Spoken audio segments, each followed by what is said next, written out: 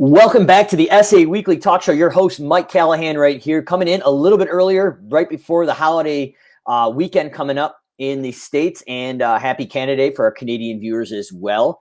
Missed last week because I've been really knee-deep in helping people as a certified advisor of Service Autopilot set up their systems with two-day one-on-one deep dives.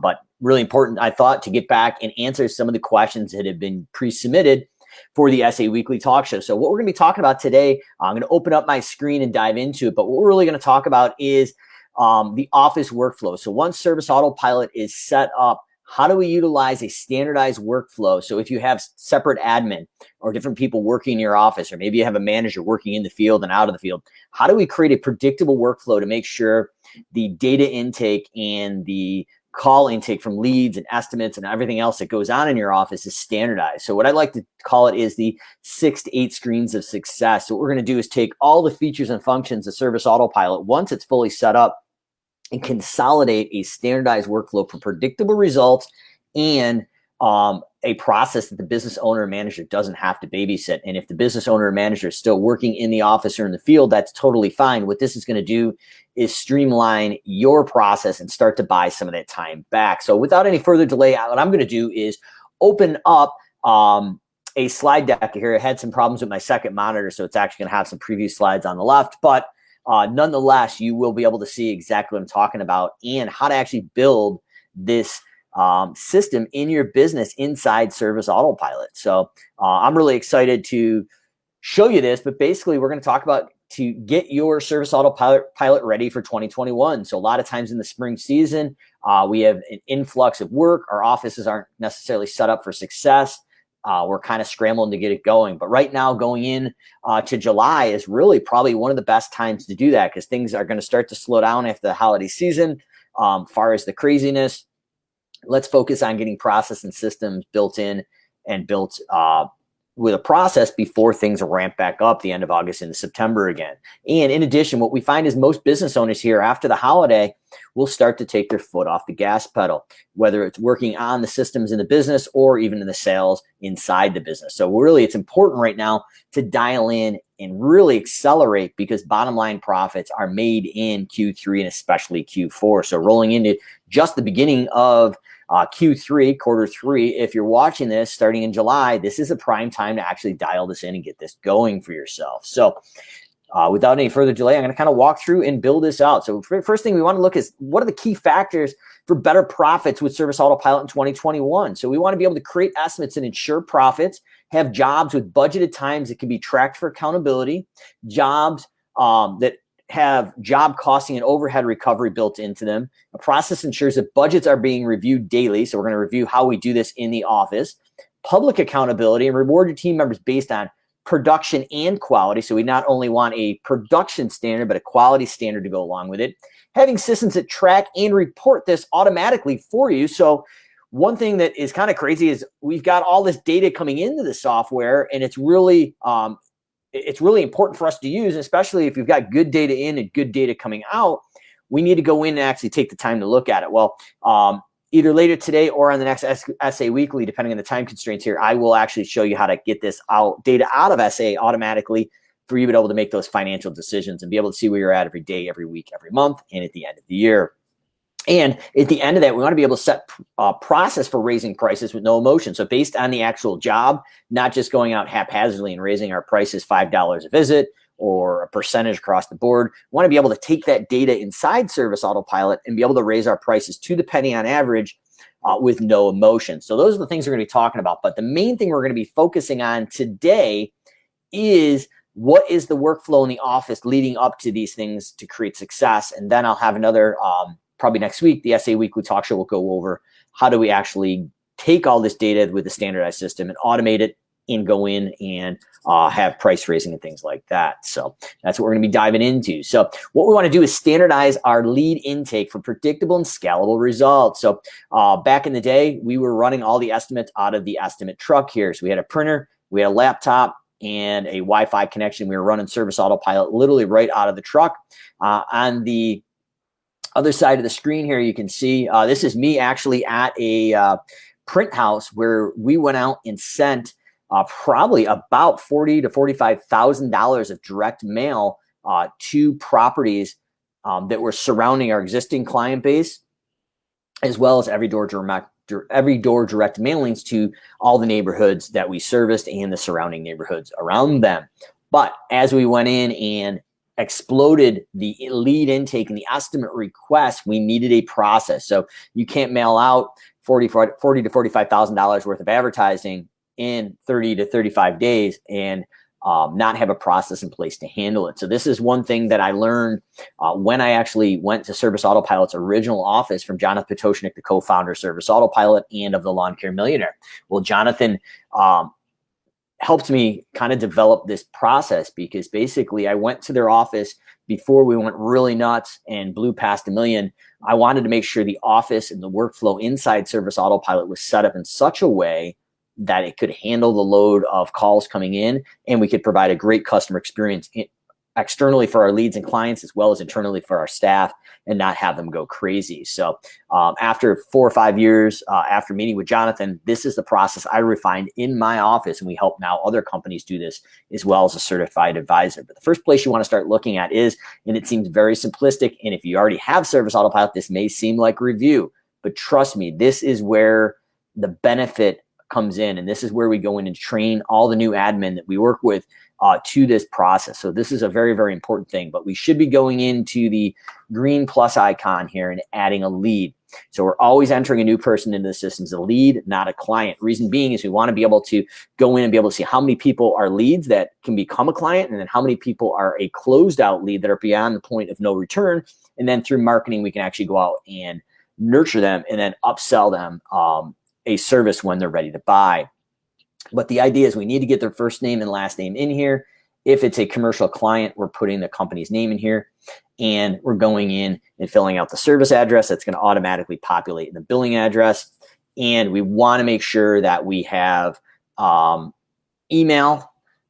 And I recommend putting all the phone numbers in the cell phone field, because it is going to be able to tap into two-way texting natively in the message center, as well as automations. Now, if it's not a cell phone, that's okay. Eventually, it may turn into a cell phone, because most landlines are going to voice over IP, which acts like a cell phone, receive and send text messaging, as well as most landlines are now going to cell phones as well. So that's kind of the main area that we need to take a look at here. One other thing while I'm looking at it, master property. If you have one master property, let's say a management group, you have multiple sub properties below that, you could hit that and all your properties show up. You could assign that to a master property if it's a new property underneath a master property. So the next thing is under the details tab, we always want to go in and take in the account type, commercial or residential. Even if you do only one or the other, residential or commercial, highly recommend you putting this in here. Reason being, it's great for database segmentation for your marketing. So automating residential, commercial, different marketing through automations. You can have different communication versus residential, commercial. And it's also a great place to start to segment your reporting as well. So by clicking this, you can dial into the report center by Logi inside Service Autopilot and really dial into your commercial and residential work as well. So I think that is a major thing that we want to take a look at and have our team do. So if we go back, first we're filling this in, first name, last name, company name, service address, billing address, email, cell phone. Next tab across the top is details, commercial or residential. And then the third tab is the billing tab. If we wanted to go in here, actually we skipped one here. So we're down on the bottom, we're going to the third tab, the sales tab. Source, how did they hear about us? Was it from the Every Door direct mailing? Was it a referral by a client that already exists? But we want to go in and be able to track how did they hear about us. Once again, we're going into the reports later and saying how many people came from this marketing source, what was the ad spend, and then we're going to be able to figure out what is the conversion ratio, so from lead to client per marketing source, and we're going to get a average client acquisition cost from that, and once again, a client lifetime value. So a Facebook ad may cost you $150 to get a new client, and they may be worth, say, $8,000 to $10,000 on average, where a home advisor ad may cost you $30 to get the client, but they're only worth $200 to $300 on average. So obviously, the higher cost of acquisition through Facebook is higher, but the client lifetime value is probably going to be better than, say, home advisor ad. obviously I'm making this up fictitiously. Each market's different how that's going to run out, but you get the idea. But the cool thing is, if your admin is sticking this in 12 to 8 months from now, you're going to have all that data at your fingertips automatically pulled up through a report. I'll show you some screenshots of those reports. But this is how we build a marketing system. So a lot of times we're just haphazardly writing down on a piece of paper in the office. We need to get this in and take it in a standardized way. I'm going to show you another way to do that with a phone intake form. But we want to tackle those areas. And then the last thing, once they become a client, we can take a look at it. But we have billing here, and this is where that's going to be. So we can set when to invoice. So whether it's daily, weekly, monthly, or a custom daily week, say the 15th of every month, if that's something you need to do in your business. But this is where we can override the defaults of the system. And then we have office notes as well. So those are the main areas that we're training an admin to for basic workflow that's streamlined. But once again, we're really only working one tab in the system. We're going to consolidate that workflow down to the 6 to 8 screens of success. Now, the next thing is, if you're using Pro Plus in Service Autopilot, highly recommended. That's the automations part. It's going to give you the ability to marketing automations and to automate up to 5 of these reports that we're looking at. You can have them automatically emailed daily, weekly, monthly, quarterly, whatever you want. But that Pro Plus subscription is going to be available to marketing. It's going to give you this A for auto assist, and it's going to give you the ability to automate up to 5 reports. And the main thing here is that we want to go in under this A for auto assist, and this is a shortcut key. So this is ideal because once we're working this lead or client screen, we're not going and hunting and trying to click on a bunch of things to get where we're at. We're going to streamline the workflow. Once again, we're working the same screen, and we're going to get that admin trained up as quick as possible. So what I've got is a fillable lead sheet or a phone intake form here, and we click that. And what that's going to do is literally go in. So Debbie Sardone of Cleaning Business Fundamentals, CBF, has allowed us to share this. But we make this for lawn care and home cleaning companies, pest control. But this is something that I kind of developed when I was using Service Autopilot in my business, and now that we're helping people set it up, is that we really want to create a standardized form. So first name, last name, cell phone. If they didn't select how they heard about us, we're going to ask about that. Is this a one-time or ongoing service? Are you looking for weekly or biweekly mowing, or weekly or biweekly cleaning? Have you ever hired a professional before? What's important when hiring a professional? So you get the idea. We're going in and grabbing the information that you need standardized from your admin staff. And basically this can be saved in custom fields on the back end and easily located on the bottom of the lead or client screen. So once again, we're working one screen, fully systemized, and it can be delegated for predictable results. We can train somebody within 5 to 10 minutes how to fill this form out, and then they're getting the information you need each and every time. Next thing is, a lot of people, when we work with them, do not have website lead capture. So they may have a WordPress form or something with Wix. But basically, what you really need to do, in my opinion, is go into forms in Service Autopilot and go in and create an estimate request form. And that estimate request form is going to be placed on your website. So there's a publish tab, and you give these stripped HTML code to your webmaster. They're mobile responsive. They work great. We have a couple people up here that have given us permission to share some of the stuff that we've built with them, or they're using. Garrett Matthews out of Shreveport, Louisiana. This is a Service Autopilot form. So you put your first name, last name, some information, what services you're interested in, and then that goes and it segments a short-term nurture and based on the service they're interested in. And it also notifies somebody in your office through a ticket now, or a to-do, basically, to go out and get that estimate done.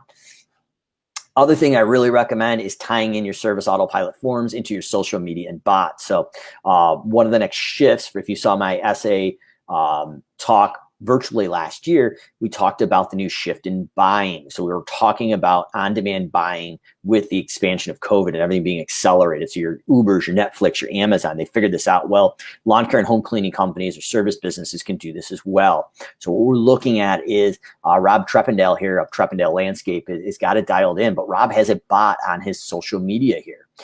And this is what we've built out for him, but it ties in the Service Autopilot and automatically syncs all the data in the Service Autopilot, including property-specific pricing. So what we've done is built this bot out. It goes through an API where two softwares can talk. It pulls the information from the square footage of the lawn or the property into the bot and automatically calculates a price based on Rob's pricing in a price matrix. So once we're taking that bot for on-demand buying and syncing it with Service Autopilot and pumping the lead information in, and potentially the new client information where they can sign up automatically through the bot in the SA. So no double entry, and we're eliminating that multiple system chaos. Now, it's not only for social media. Rob has entrusted us to actually get this on his website. So we gave him the code, and now he has a live bot on his social and his website. So live on-demand quoting, signing up, and then it syncs into Service Autopilot and triggers the additional tickets and information that needs to happen with that new job sold over the bot, social media, Facebook, Instagram, and the website. Now, the last thing here is best practice is an exit pop-up on the website for that bot. So literally, when you hover to get off that website, maybe go to your next competitor, this pops up, get an instant quote, and that happens within 2 to 3 minutes. But the idea is we want to have all these different entry ports being standardized into Service Autopilot, no double entry and duplicate checking. So the way we've done this is we've used a V3 form with dupe checking and synced Facebook Messenger bots and the estimate request from the website, and we drive them all into Service Autopilot for standardized intake where the admin would take over now. Now, next thing is, if you're using this, the Messenger platform or even an SA, what we're going to recommend is SMS, text messaging. So we can actually take that bot and still sync it with Service Autopilot, but they don't have to be on your website or social media. They can actually text a number or use a QR code and actually go through the same automated online on-demand buying estimate through text message. And we can use this on our websites, vehicles, mailers, 9-arounds, and door hangers. So this is a great way to create another area of online on-demand buying of estimating and then drive it in Service Autopilot with no duplicate, or with no duplicates. Basically, it's duplicate checking, and it triggers a ticket or a to-do in the system for someone in the office to make sure it's followed up on, and what should happen happens each and every time. So really, really important in my mind when we train this out and build this out in your office. We've got the website, social media, Instagram, text messaging, and QR codes all now being synced into Service Autopilot. Visual clues. So once again, we don't want a death by 1,000 clicks. If we're not training a new admin, they're going to go in and build their own kind of workflow. Well, I recommend kind of using this workflow, and you may tweak it for your office, but this is what we've done with hundreds of people here. And at SA6, when I gave my talk, this is exactly what I was talking about with Chris Volpe, who now works with launch and support. And they're doing an amazing job over there at Service Autopilot. But really, as a certified advisor, I'm trying to come in and help build a workflow, or at least expose the workflow that we used in my 7-figure business as well. Aaron says, love this. Aaron, thanks for the feedback, brother. Hopefully this is helpful. So next thing is, when you're searching here on the magnifying glass, you've got basically 4 types of people in the system. So you have a lead, and that's that little avatar of the person with the red L. Now, what I'm going to recommend is, if we lose an estimate and they don't have a service with us, we're going to close that lead out, and there would be no avatar. So you've either got a lead or a closed lead. Now we can see them, but when we go into this magnifying glass, now we have visual clues. So the other visual clue is this long gray bar here.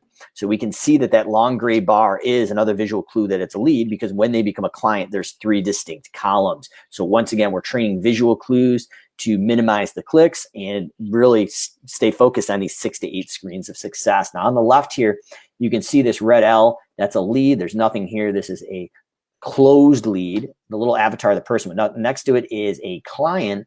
And now that avatar with its diagonal slash through it is a canceled client. So now we've created a segmentation for reporting and visual clues where people are at. Now, if someone cancels and they come back and become a client, we can convert that canceled client back into a client, or we can take the closed lead and convert it back into a lead, estimate it, and then eventually hopefully drive them into a client. But these are the different areas for reporting that are really important. So we've set the foundational workflow all the way through. Now, action items for success. This can be done in V2 or V3. Both work really well. We actually use, with SimpleGrowth as a certified advisor, we use the V3 forms exclusively for website lead capture.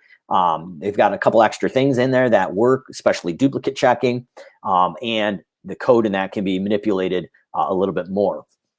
But the main things you're looking at, whether it's V2 or V3, I'm going to stick with V3 here. You want your first name and last name in here. They need to be mapped back right here to first name, last name. The address needs to be mapped back to service address. So when the software sees that information filled in, it maps it back to the particular lead or client. Other thing that you're going to need to do is we want to maybe create some tags on submit. So if we have some tags basing on what services they want, we want to auto approve, create on submit, and we want to create and submit the lead on submit. So if that auto approve, create on submit, and create on submit is not checked, that form basically will take a snapshot of it and it'll be sitting on the lead or client's record. But that data, as far as the custom fields or the variables that you're collecting, will not sit on the actual lead or client's record when we're going down and looking at it. So once again, we want to minimize the clicks and just streamline the process. We got to have that all hooked up once before we deploy them. And that's going to be also for your phone intake form as well. So action items for success. We want to learn about why we're winning and losing these estimates and the reason. So we want to go to the gear icon in the upper right-hand corner, and we're going to go into estimate reasons right here.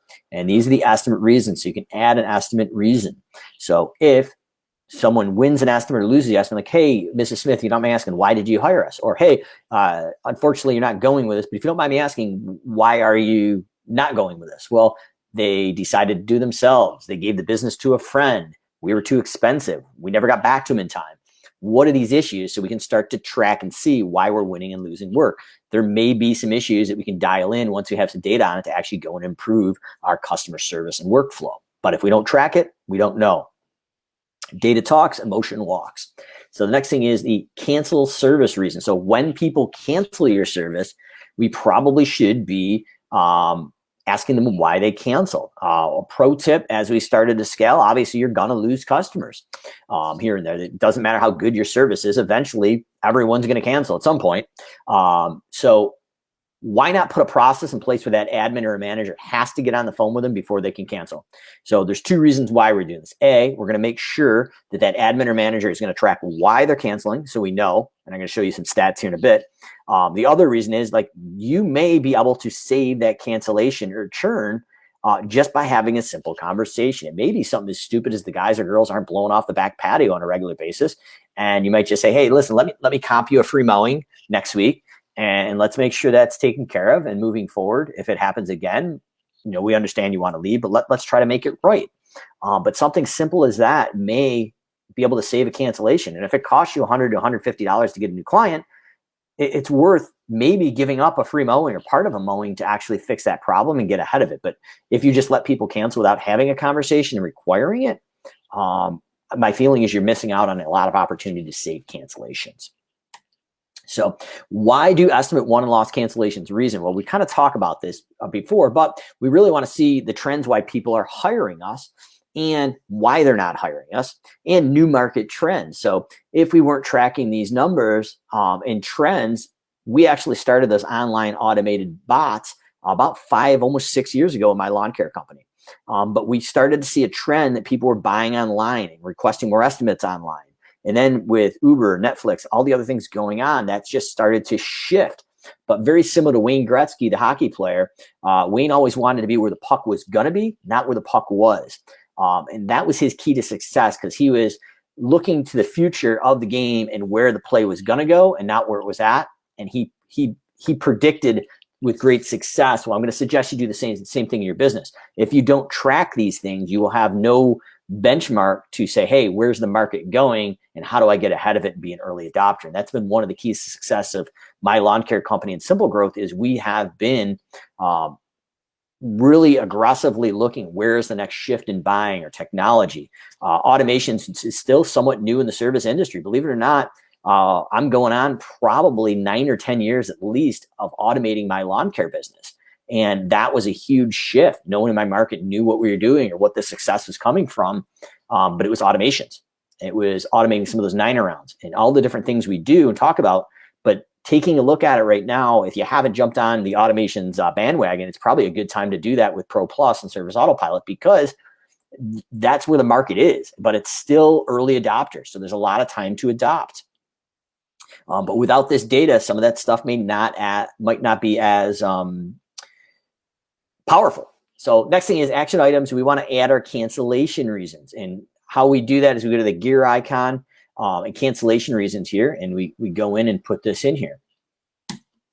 So standardizing the workflow to create predictable success. So when we go into the gear or the report center, in the report center, there is, and I'll have a screenshot here in a minute, but basically on the left, there's a little icon that looks like a toaster oven.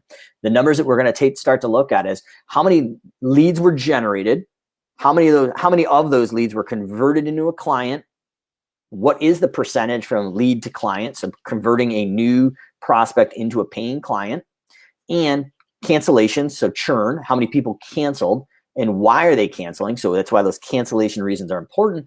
And what's the average percent of new growth from 20 to 21? And let's take a look at it, because a lot of us probably at this point just have our heads down and we haven't looked yet. We're just going. But let's take a half a day or maybe over the holiday weekend and see where we're at compared to last year and where are we growing and where we aren't growing. So this is right out of one of our sample test accounts, but we had some fictitious data here of 2015 through 2020. So it looks like this test client basically would be, they just started out in 2015, they had 34 leads and 100% of them turned into clients. Probably, if this was a real client or company, they would probably be underpricing and just winning all the work. Not uncommon. Now we bumped up to 101 and we won 96. We're closing 95% of our estimates. Probably same thing. We haven't worked out our pricing and we're probably basing it on market pricing, what we think the market will demand. Where we really need to go is, what is our hourly cost to operate with a percentage profit margin built in with a realistic paycheck for the business owner? And then what is it with at least a fair market value of the business owner's expense? So now you kind of probably get a little savvy. In 2017, we're investing some money and now we're at a 57% close ratio. So 57% of the estimates we're winning and become clients. So that's probably pretty realistic. So now this happens when an itty bitty company kind of starts moving up. You got 271 estimates basically you put out that year, at least for new leads. Now you double down and your conversion ratio goes down to 51%, but you got 461 leads or prospects. And we're hovering around 50%. That's probably okay, 50 to 65%. Some would argue that maybe your prices are too low, but if you're doing this correctly and you automate it and you follow up 5 or more times, because statistically 80% of all your estimates are closed on 5 or more communications. And I'm recommending they should be email, text, and phone calls or ringless voicemail bombs. But now we're driving into 2019. We got 869 estimates and we've converted at 41%. Still not too shabby at that volume. And you're probably doing some really good estimating at this point. Now in 2020, fictitiously here, you've got 1,100 and you're closing at 35%. Well, probably not too shabby, honestly, at that number. Like, we probably want to get a little bit higher, but that's very respectful. If this was a real company, I think that would be acceptable. Now, the issue here is we're not paying attention to how many people are canceling. So we're running as many people through this basically imaginary funnel right now, and just as many people are starting to drop out and cancel. So all the new clients come in and old clients go out and cancel. So we want to keep an eye of not only the prospects and conversion and new clients, but we want to look at terminations. So it wasn't too bad as we were going here. But then something happens here pretty significantly between 2019 and 2020. Like, they almost double. So if this was a real company, I would look at this because, like, we've got some issues here. So let's go into the cancellation report and see, why did they cancel? What's going on? Is it maybe people are just moving out of the area that you service and you can't control that? Or right here, not happy, 17%. So increase year to year growth. They were growing pretty good here fictitiously. And then, wait a minute, we're actually going backwards in 2020. So these are numbers that we need to take a look at here. In your cancellation percent was about 30, 17, 38%. Boom, now it jumps up to almost 75%. You've almost doubled the cancellation rate. So this is why setting those up and standardizing the office inflow work intake is really important, because as a business owner manager, you really need to see this data. So why do the lead sources matter, and what do we need to know? So we need to know how many of those leads come in per source, how many convert into a client. So once again, we need to start as a client and convert, or start as a lead and convert to a client, because those are some of the points where the reporting is going to dial in for you. And then we want to know our client acquisition cost. What does it cost to acquire a client per lead source? And then what's the client lifetime value? So the Facebook versus Home Advisor example is basically the example. Like, now marketing is going to become fun, because if I know I take that $40,000 to $45,000 and spread it across my top 5 or 6 advertising sources, on average, I should get X amount of leads. X amount of those leads should become clients, and X amount of them clients should last so long on average and be worth X amount of dollars. So this is the key to getting the data in to run your marketing and sales machine. So how do you access report? I talked about it a little bit earlier. We go into reports up top, report center, and we go to the little toaster icon here. And that is the report that we're pulling out. So once again, out of our test client here, but our test account, we pump some data in here. And this is just another look of the new leads converted and conversion ratio. And then we've got, let's just say Google here. You had 562 leads. 191 of them became clients. You got a conversion ratio of about 34 to 35%. So that is the idea, and we go through all our marketing sources. So we're able to take a look at that data now and go out and put a plan in action for next year, or take a look at this year's numbers. And I'll show you, if I have time here quick at the end, how to actually put this in, because I don't think I have a slide of it. But the cool thing is, if you've been tracking your lead source, but you haven't been tracking your marketing campaigns, that will actually allow you to go back retroactively, at least for this year, to get that data and get these marketing numbers for you, so you actually have it. So that's, in my opinion, is really important here. So let me, on my other screen, see if I can open up a test account for Service Autopilot. Perfect. Okay. So here's one of the SimpleGrowth test accounts. But the idea here is that if you go into the gear icon and go into client source, it's not only enough to set up the client source, but what I really recommend is, if we had a door hanger campaign per se, right here, we'd add the campaign and we would start in. So let's say we did one in 2018, but let's say we're doing one in July here. We're going to go out for our second round of pruning in bed. We distributed 5,000 of these here, and the total expense maybe was $1,200. 5,000, and our total expense was $1,200. So now we can have multiple marketing campaigns in here, but when you assign the door hanger, whatever that is, Facebook ad, to the lead source, if it falls within the start and stop date, this is where the client acquisition cost and closing ratio comes, based on the distribution quantity and the total expense. And if it was an internal upsell, we could actually track that as well. So this is what I'm going to recommend you set up on the back end. So the good news is, if you don't have this, you can go back and put this in, refresh the reports, and it'll pull the data up for this year. So that's something we've been doing a lot of. So you get the idea here. And now going into the cancellations, once again, under that little toaster icon, cancellation count report, we're going to go in and see how many people are dissatisfied, pricing, are you too expensive, or how many people moved out of the area. So if you've got right here, let's see, sold house, 6% of your client base sells their house every year, well, then if you want to at least stay even where you're at, we need to replace 6 to 7% of our client base just to stay even. Now, in big markets, that's pretty common. You can have 7 to 8% of your client base literally just leaving, and it's totally out of your control. So that is one of the things we want to take a look at. So that's why we're tracking these cancellation reports. And if they were dissatisfied, they lost their job, maybe due to COVID, whatever that is, now we know. So we can go out and scale that business with no emotion. So hopefully that was helpful. We're always here as a certified advisor to help you. And if you have any questions or concerns, feel free to hit us up. We are still doing audits at sg-audit.com. But the main idea here is we really want to go in and help you grow and scale your business with Service Autopilot, and create that predictable workflow inside your office, literally from lead acquisition and tracking all the information. So good data in, good data out. Obviously, the other thing that I find with most softwares that I work with is no data in, no data out. So I want to make sure that we're getting the data we need to make those decisions down the line. And by standardizing it to basically one screen with the Auto Assist and Pro Plus, that is going to take your administrative staff's learning curve and shrink it down significantly.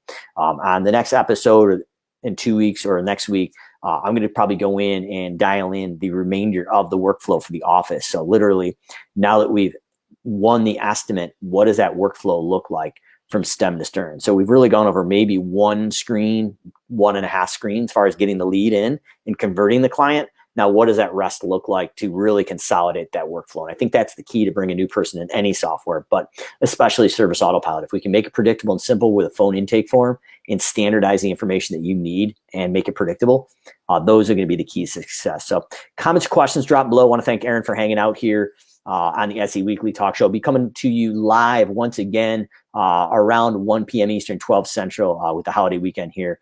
I had one of my meetings had to get rebooked, so I wanted to make sure we got in here before things got crazy later in the day. But I'm off to my team call, and hoping to see you soon at some live conferences and GIE coming up here as well in the future. So as things kind of loosen up, the SimpleGrowth team and myself will be out and about making our rounds at the hopefully some of the normal conferences as they come about. So we'll see you again next week. SA Weekly Talk Show, your host, Mike Callahan. We'll talk to you soon.